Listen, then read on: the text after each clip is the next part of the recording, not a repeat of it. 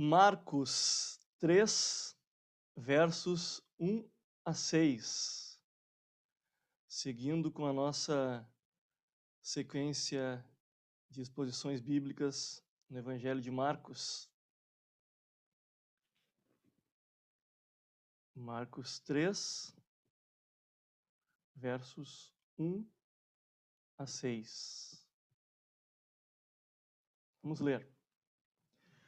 De novo entrou Jesus na sinagoga e estava ali um homem que tinha ressequida uma das mãos.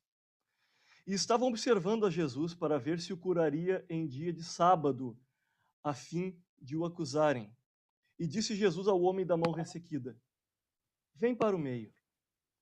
Então lhes perguntou: É lícito nos sábados fazer o bem ou fazer o mal? Salvar a vida ou tirá-la? Mas eles ficaram em silêncio. Olhando-os ao redor, indignado e condoído com a dureza do seu coração, disse ao homem: Estende a mão. Estendeu-a e a mão lhe foi restaurada. Retirando-se os fariseus, conspiravam logo com os herodianos contra ele, em como lhe tirariam a vida. Fique com a Bíblia aberta, por favor, para nós irmos acompanhando a exposição. Nós vemos aqui na sequência desse texto do Evangelho de Marcos, Jesus de volta à sinagoga, né? Já tivemos uma cena anteriormente de Jesus libertando e curando na sinagoga, e agora vemos um texto que traz um fechamento temporário nessa sessão de controvérsias, essa sessão que começa no capítulo 2 e vai até esse versículo 6 do capítulo 3. Nesta primeira sessão de controvérsias do Evangelho de Marcos, nós vemos 5 relatos onde a oposição contra o ministério de Jesus é crescente. No primeiro, por causa da cura física e espiritual do paralítico de Cafarnaum. No segundo, vimos o chamado de Levi e o jantar com os pecadores. No terceiro, a questão sobre o jejum. O quarto foi a exposição passada, o senhorio do sábado. E o quinto, nosso texto de hoje, a cura no sábado. Nós vimos que os fariseus estão à procura de acusações legais contra Jesus. Eles querem achar um furo para condenar Jesus. E para isso, nada melhor do que observá-lo em um sábado. Novamente aqui, como na perícope da semana passada, aparece a questão da guarda do sábado. O Shabat, que pode ser traduzido por descanso, devia ser um dia no qual não se realizava nenhum tipo de trabalho. Isso nós lemos lá em Êxodo 20, de 8 a 11, e em Levítico 23 e 3. Mas agora nós entramos numa questão polêmica dentro da cultura judaica. Isso é muito subjetivo, né? Nós precisamos ser mais específicos, diz o judeu. Porque como nós vamos definir o que é trabalho?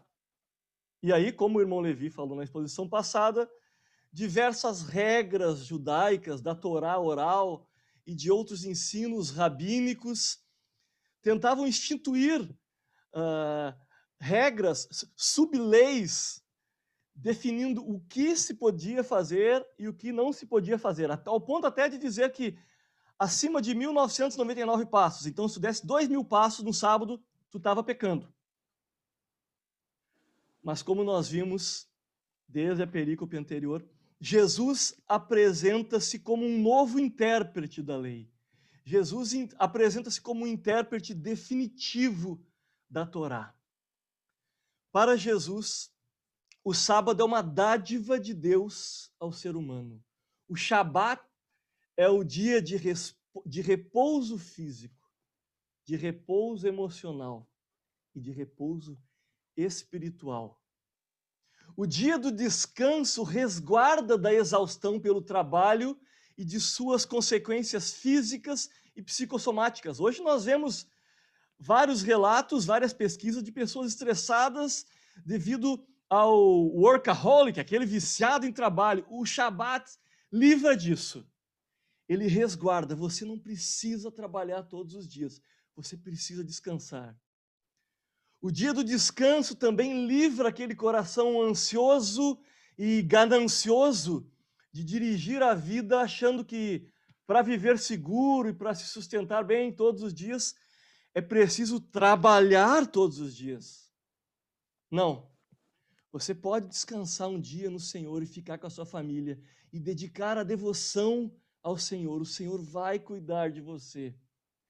Acima de tudo, o dia do descanso faz com que o ser humano tire os olhos do foco terreno, dos seus feitos efêmeros do dia a dia do trabalho e se volte para Deus. Jesus é o intérprete definitivo da lei porque ele devolve ao sábado o seu propósito original, ser um dia de adoração a Deus, um dia de descanso, de renovação, de cura, um dia dado para beneficiar a humanidade e não para se tornar senhor da humanidade. É por isso que Jesus diz, no versículo anterior à perícope que lemos, o sábado foi estabelecido por causa do homem, e não o homem por causa do sábado. Além disso, e isso é o que é mais chocante para os ouvidos farisaicos, Jesus se declara Senhor do sábado. Essa posição de autoridade que se vê nas falas de Jesus afronta os religiosos. O conteúdo dessas falas traz alta cristologia. A gente tende a interpretar o Evangelho de João como aquele que tem alta cristologia, aquele que mostra Jesus como o homem-Deus mesmo, traz toda a divindade de Cristo revelada. Mas esse texto é um texto que, mesmo em Marcos, mostra uma alta cristologia. É Jesus demonstrando sua autoridade divina para reinterpretar a lei a uma maneira que só Deus podia interpretar, lhe dando um verdadeiro sentido e dizendo: o Filho do Homem é Senhor do sábado. É isso que para o religioso, para o líder fariseu, é tão afrontoso. É isso que para o líder político, para os herodianos, aqueles partidários de Herodes, é tão ameaçador.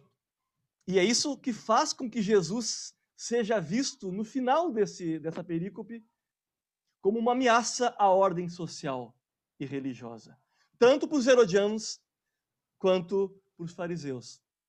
E aqui nós vemos, no final do nosso texto, no final do verso 6, o primeiro anúncio da morte de Jesus. É o primeiro ar da cruz sendo respirado na narrativa. Jesus vai morrer. Agora, veja só, essa não é apenas uma cena que traz esses importantes conteúdos teológicos.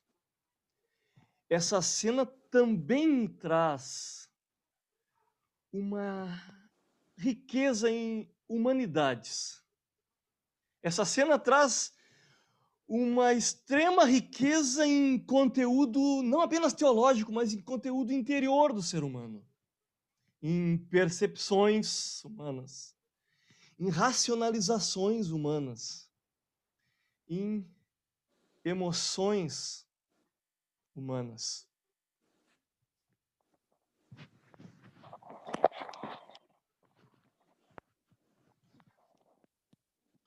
Veja como uma mesma cena, ela é percebida com óculos diferentes.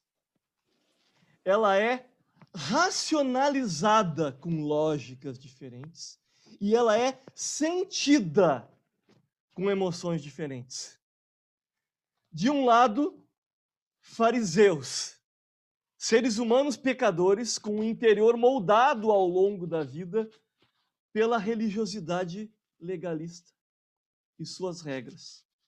Eles percebem, racionalizam e sentem essa cena de uma maneira diferente que nós vemos do outro lado, onde Jesus, o Deus homem ou o homem Deus, que também em sua humanidade percebe a cena, que também em sua humanidade raciocina sobre a cena, e que também sente, porém com outros pressupostos, com outros direcionamentos. E é nessas diferenças de humanidades, de conteúdo interior do ser humano que eu quero meditar com vocês a partir de agora, na segunda parte da nossa exposição. Primeira parte, fizemos um panorama do conteúdo teológico. Agora vamos adentrar nas humanidades que estão sendo expostas aqui, pois nós vimos 3 categorias do interior humano se confrontando aqui. A primeira é a percepção, é o modo de enxergar a vida. Nós vimos modos distintos na forma como eles percebem, como eles enxergam a cena. Há óculos diferentes aqui. Como os fariseus enxergam a cena? Fariseus veneravam os locais.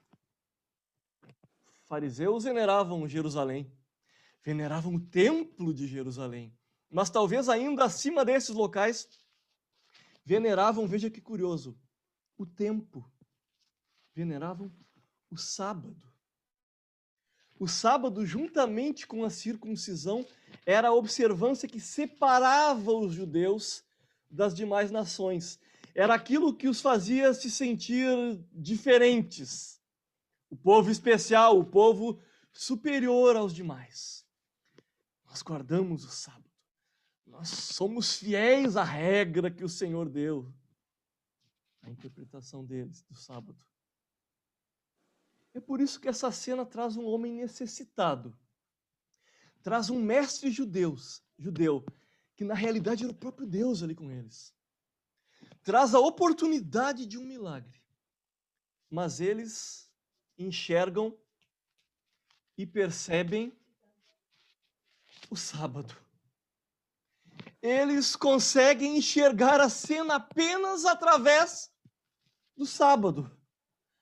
A guarda da lei e as tradições interpretativas do seu grupo religioso eram os óculos pelos quais eles enxergavam tudo o que estava acontecendo ali.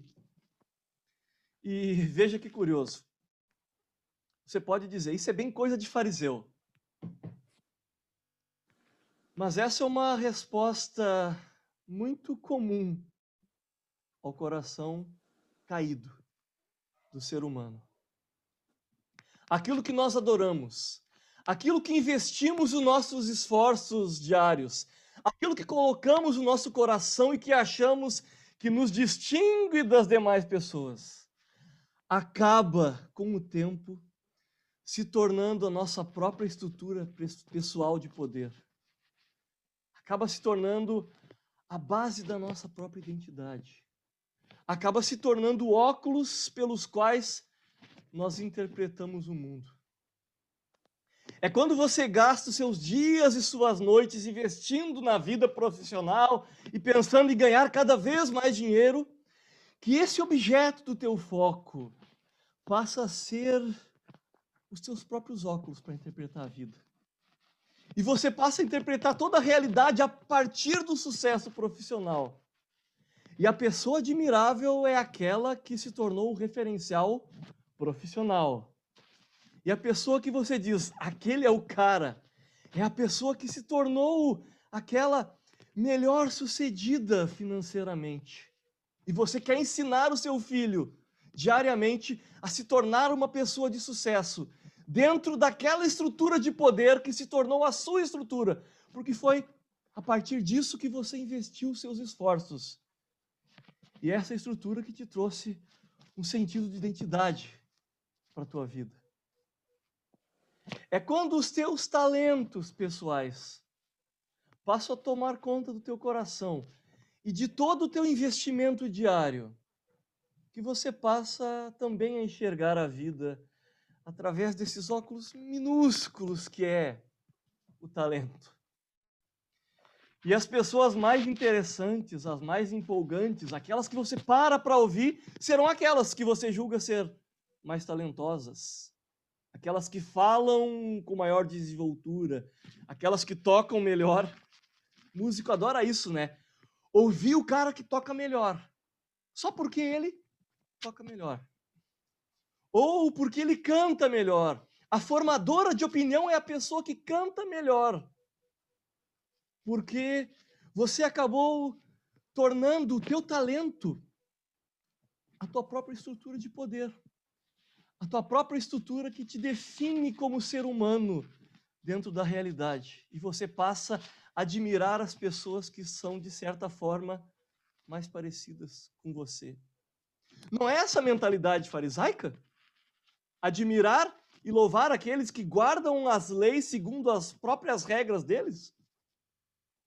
É quando essa estrutura de poder pessoal, assim como acontecia com os fariseus, acontece com a gente buscando conhecimento, buscando a melhor teologia, buscando ter a doutrina correta.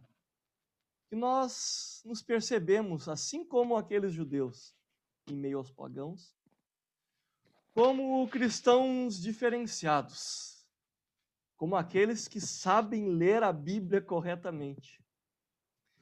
E tudo que enxergamos dos cultos, das liturgias, dos outros, parte de nós mesmos, dos nossos óculos, das nossas tradições, dos nossos interesses, daquilo que nos distingue dos demais. Isto é, nós nos tornamos o centro da cena, assim como os fariseus. Mas é maravilhoso pensar que Jesus está vendo a mesma cena, mas ele a enxerga diferente. Ele enxerga como Deus. Ele enxerga um necessitado e a sua necessidade. Ei, você aí, vem aqui para o meio. Vem aqui para o centro, chega mais perto. Jesus consegue abstrair tudo o que está acontecendo ao seu redor, tudo que as pessoas estão pensando por um momento e colocar os olhos no miserável.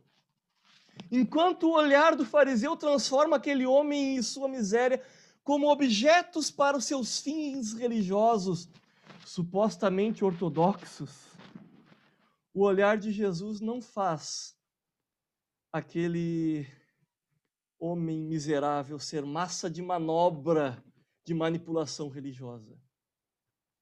O olhar de Jesus humaniza aquele homem. Ele é um ser humano que traz no próprio corpo as marcas de uma humanidade caída. É lícito nos sábados fazer o bem ou fazer o mal? Pergunta Jesus. Salvar a vida ou tirá-la? E é aqui que nós vemos a grande diferença entre um olhar meramente religioso e o olhar divino. Quando a necessidade humana se encontra com o caráter de um Deus que quer fazer o bem, quando nossas marcas de vergonha são vistas por aquele que as enxerga como oportunidades para fazer o bem e para salvar, quando ele nos percebe envergonhados, escondendo a mão mirrada em meio àquele grupo de pessoas cheio de justiça própria, e nos diz: ei, você aí, você que se sente humilhado pela tua miséria, vem aqui. Eu quero você aqui mais perto. Eu vou tratar com você agora. A percepção divina acaba completamente com os nossos interesses egoístas e preconceituosos. Ela consegue enxergar o outro. Ela consegue enxergar o próximo, o necessitado, e chamar para o centro. Ela tira o religioso egoísta do centro. É o outro, é o necessitado que vem para o centro. E ele age trazendo a cura. o olhar de Jesus é maravilhoso e nos ensina a ter uma percepção libertadora em relação à nossa própria maneira de lidar com as pessoas, com o próximo e com nós mesmos. E nós precisamos, irmãos e irmãs, aprender a perceber a vida como Jesus. Mas há um segundo ponto, além dessa percepção geral da cena. Nós vemos uma outra modalidade, uma outra constituição da natureza humana que tem reações diferentes aqui. Nós vemos dois modos distintos entre fariseus e Jesus de usar a razão. Há uma diferença notória aqui da forma como eles racionalizam a questão. A lógica dos fariseus, nós já conhecemos muito bem, né? É a letra da lei, através de suas próprias interpretações, que deve estar no topo. E isto custe o que custar. É essa lógica farisaica que traz um grande mal para suas motivações, e é isso que nós vemos no texto. Eles já chegam à cena, já chegam àquela sinagoga, enxergam Jesus e racionalizam a cena, predispostos à rejeição. Eles não estão ali com o intuito de ver o que pode acontecer para, a partir daí, analisar a questão e racionalizar e procurar entender a lógica do que está acontecendo ali. Não! Eles já chegam procurando o erro. Eles estão predispostos a focar naquilo que não lhes agrada. Eles estão com um binóculo ortodoxo caçando o erro teológico. Mesmo que o suposto erro traga nova vida para um homem necessitado. Agora, o mais importante. Isso aqui é impressionante.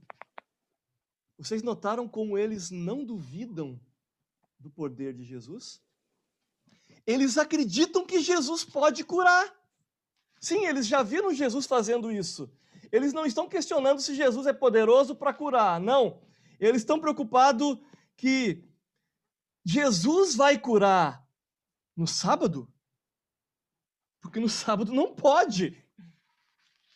A sua lógica religiosa permite entender que Jesus seja alguém poderoso para curar, mas não permitem que eles apreciem e se regozijem de ver Jesus curar de uma forma diferente àquelas que eles permitiam, segundo as suas racionalizações. É por isso que o racional deles, a lógica deles, já chega predisposta para uma coisa: achar o erro. Diferente disso, mais uma vez, nós vemos uma contraposição da lógica de Jesus. Jesus racionaliza a questão a partir de uma lógica que parte da realidade do reino de Deus. É lícito, nos sábados, fazer o bem ou fazer o mal? Veja a lógica de Jesus. Ele está trazendo categorias superiores aqui, o bem e o mal, para ser a régua lógica que está medindo a conversa. Nós não vamos medir pela tradição de vocês, nós vamos trazer a lógica para um andar superior. É o bem e o mal que vai julgar o que nós fazemos. E a lógica de Jesus toca na ferida da lógica farisaica, porque logo em seguida ele fala na vida e na morte, em salvar a vida ou matar. O que o texto diz que os fariseus estavam pensando em fazer com Jesus? Matar. Jesus sabia. É como uma grande ironia. Fariseus não permitem que o bem divino seja feito ao necessitado no sábado, mas eles permitem tramar a morte de um homem. Essa é a lógica religiosa farisaica. Eu tive uma aluna de teclado que estudou comigo, acho que fizemos uma ou duas cadeiras na faculdade. Ela é membro de uma igreja tradicional com uma forte tendência cessacionista. São aqueles irmãos que não creem na contemporaneidade de dons como o dom de língua, o dom de profecia, o dom de cura. E uma vez eu lembro que eu conversando com ela, tentando contar testemunhos pessoais meus, da minha família, de como Deus agiu sobrenaturalmente. E fica comprovado que Deus age, sim, contemporaneamente com esses dons. A fala dela seguiu uma lógica bem parecida com a desses fariseus que encaixotam o agir de Deus nas suas lógicas limitadas da razão humana decaída. Ela dizia: não, tu pode dizer que funcionou para ti isso, mas eu prefiro entender pela psicologia. Tu está interpretando assim porque tu quer interpretar assim. As tuas subjetividades fez tu pensar isso como Deus falando. Mas eu não acredito. Por que Deus faria isso? Por que ele agiria assim? Ele tem a sua palavra que é perfeita. Ele age somente pela sua palavra. E na lógica dela, no esforço de defender Deus e a sua palavra, ela acabava negando a soberania divina de agir também pelos dons que Deus revelou na sua palavra, que ele dá aos seus para edificação à igreja. Da mesma forma, nós também vemos em nosso meio pentecostal.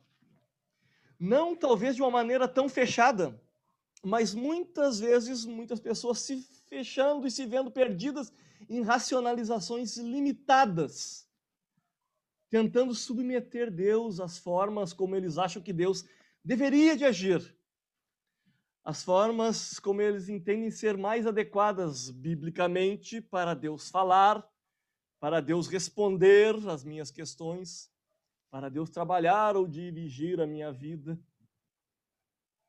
Ou talvez de outra forma nós, os pretensos ortodoxos, os defensores das verdades bíblicas, estudantes de interpretação, defensores das liturgias mais adequadas, das pregações com as melhores hermenêuticas, talvez também possamos correr o risco de pensar como os fariseus e submeter Deus às nossas estruturas racionais, aquelas nossas lógicas pré-estabelecidas, achando que Deus só vai usar aquele nosso método histórico-gramatical, que eu adoro usar quando eu vou interpretar a Bíblia para trazer as exposições.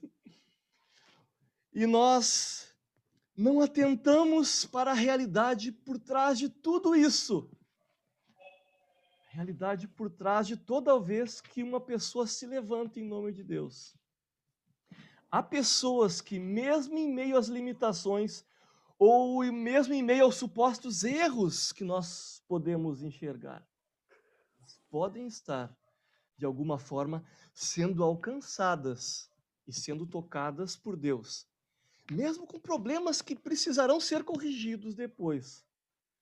Mas Deus pode estar dando um primeiro passo para mudar a vida dessas pessoas, mesmo a parte daquelas nossas estruturas preferidas de racionalizar a fé. É por isso que precisamos olhar para Jesus. É por isso que precisamos racionalizar como Jesus, por mais difícil que isso seja na nossa limitada lógica humana. Jesus não nega a verdade. Jesus não é irracional. Jesus não é antinomista, ele não nega a lei. Ele apenas a interpreta corretamente. Ele apela para o que está por trás e acima de toda a lei, a justiça divina. Onde o bem pode ser feito, nós não podemos ser neutros. Negar o bem e se omitir é contribuir para o mal. E é por isso que precisamos da mente de Cristo. É por isso que precisamos ter nossa mente moldada pelas verdades que vêm, que saltam do texto e do agir do Espírito Santo em nós, nos formando a cada dia conforme a mente de Cristo. Só Ele pode nos fazer perceber o mundo de forma correta. E só Ele pode nos fazer pensar sobre o mundo da forma correta. Por último, irmãos e irmãs, há uma terceira realidade da nossa constituição humana que nós vemos neste texto.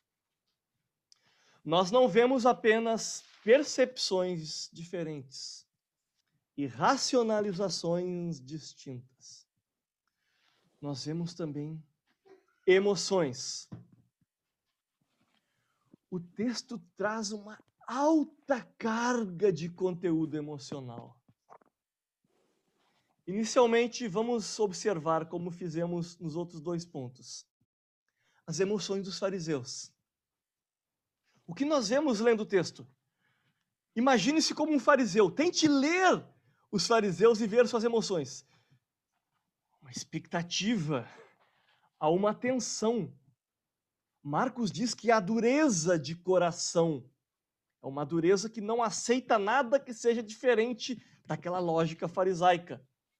O texto começa dizendo que eles observavam Jesus a fim de o acusarem. Há um peso interior, uma mente pesada.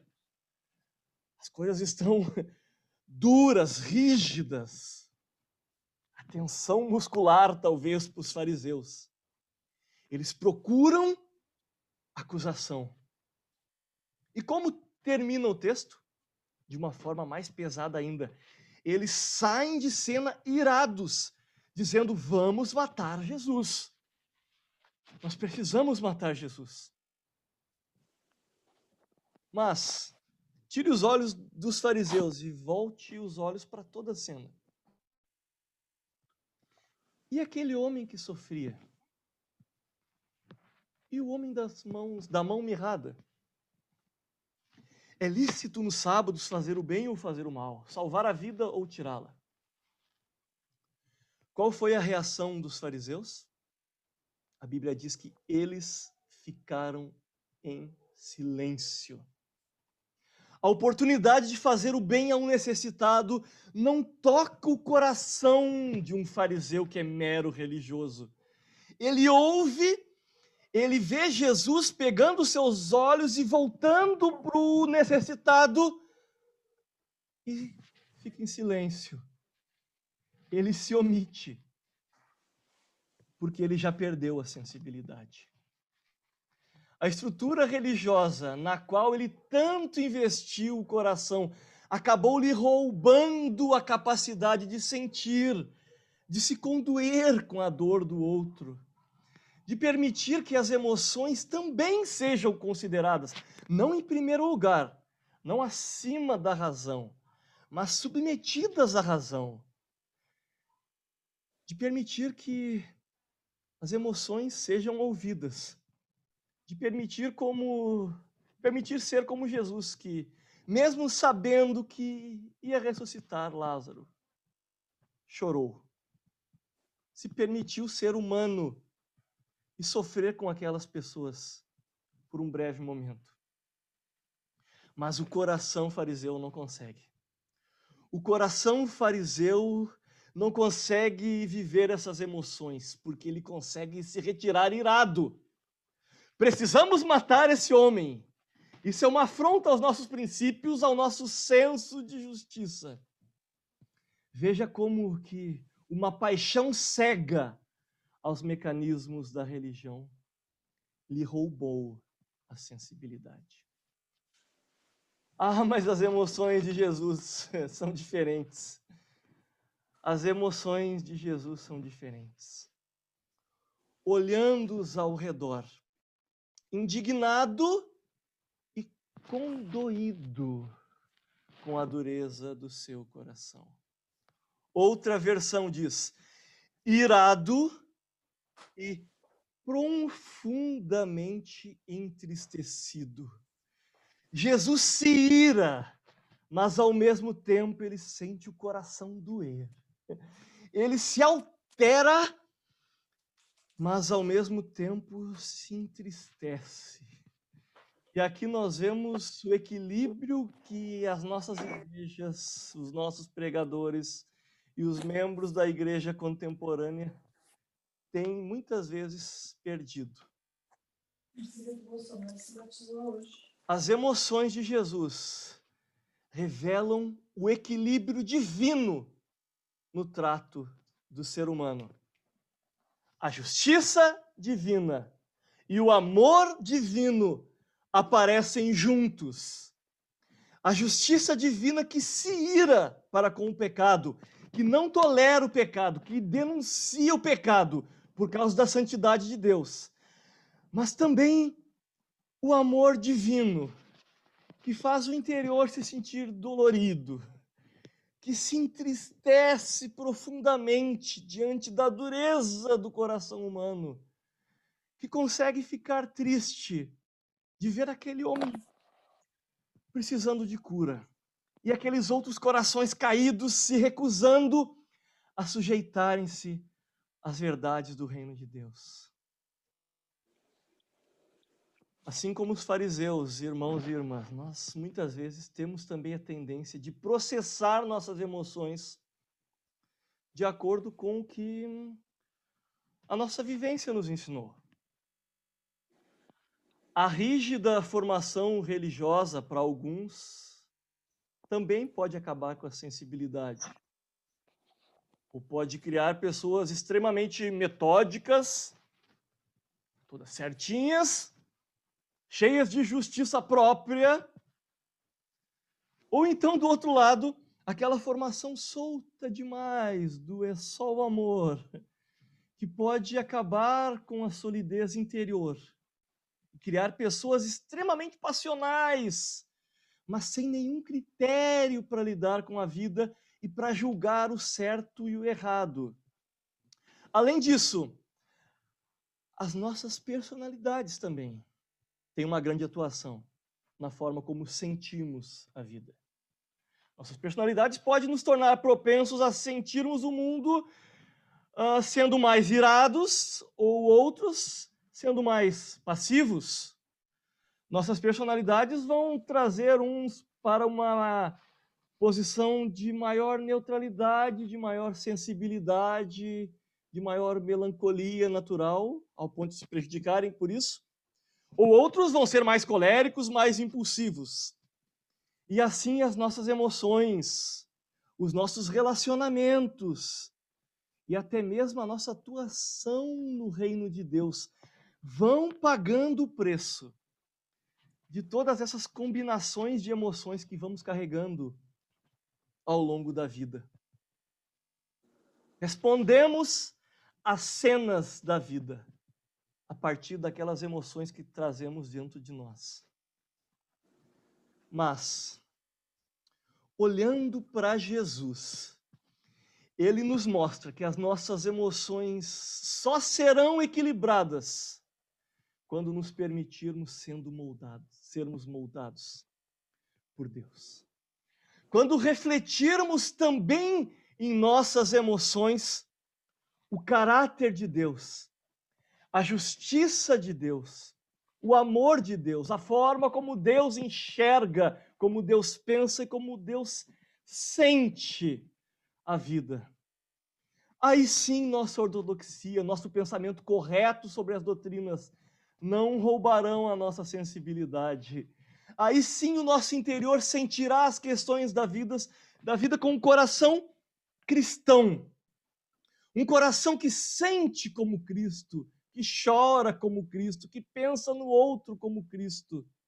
Um coração que se ira quando tem que se irar, da forma correta, mas também que se permite se envolver com a dor do outro, independente dos sentimentos e das opiniões que prevaleçam ao nosso redor. Um coração que se permite, como Cristo, amar e se entregar. Eu quero concluir perguntando para você: O que tudo isso fala a respeito das tuas percepções ou das tuas racionalizações, da forma como você pensa a lógica das coisas, ou da forma como você sente a vida? Lembre, o religioso fariseu não se submete. Ele é o centro e Jesus tem que se adequar à sua centralidade. Mas nós aprendemos que o cristão não apenas se submete à autoridade de Jesus, o cristão morre. O cristão morre e ressuscita com outra identidade. O cristão morre com Cristo e ressuscita com uma identidade que reflete Cristo a cada dia, santificado de glória em glória, refletindo ao mundo cada vez mais a mente, as percepções e o amor de Cristo. Jesus tem toda a autoridade. Jesus é o Senhor do sábado. Jesus é o Senhor que cura, sim. Jesus é o Senhor que está acima de nossas estruturas pessoais. Mas Jesus também é o Senhor que nos chama a ser verdadeiramente humanos, renascidos à sua imagem e semelhança. Ao nos submetermos à forma como Cristo enxerga, pensa e sente o mundo, a nossa verdadeira humanidade nos é devolvida. Aquilo que a queda nos tirou, Cristo nos traz de volta, a partir da sua humanidade perfeita. Vou pedir para o irmão Ricardo fazer uma oração por nós.